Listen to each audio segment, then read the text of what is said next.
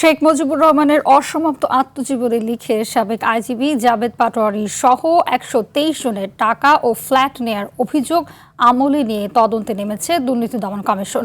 বিকেলে সংবাদ সম্মেলনে এই তথ্য জানান সংস্থাটির মহাপরিচালক আক্তার হোসেন। তিনি আরও জানান, সাউথ ইস্ট ব্যাংকের প্রায় ৬৯ কোটি টাকা আত্মসাতের অভিযোগে ডেল্টা গ্রুপের চেয়ারম্যান একেএম ফারুক আহমেদ সহ ১৫ জনের বিরুদ্ধে মামলা করেছে দুদক। এছাড়াও ১২ কোটি টাকার বেশি আত্মসাতের অভিযোগে বেসিক ব্যাংকের সাবেক চেয়ারম্যান শেখ আব্দুল হাই বাচ্চু সহ ৯ জনের বিরুদ্ধেও মামলা হয়েছে।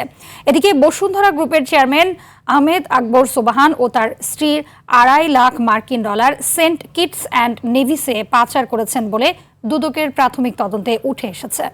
নিয়ে যে প্রতিবেদন গণমাধ্যমে প্রকাশিত হয়েছে, সেই প্রতিবেদন দুর্নীতি দমন কমিশনের নজরে এসেছে। আমরা এ নিয়ে কাজ করছি বলছি, আমরা গোয়েন্দা কার্যক্রম আমরা ইতিমধ্যে শুরু করা হয়েছে এবং আমাদের গোয়েন্দা প্রতিবেদন প্রাপ্তি সাপেক্ষেই এ বিষয়ে পরবর্তী সিদ্ধান্ত আপনাদেরকে অবহিত করা হবে।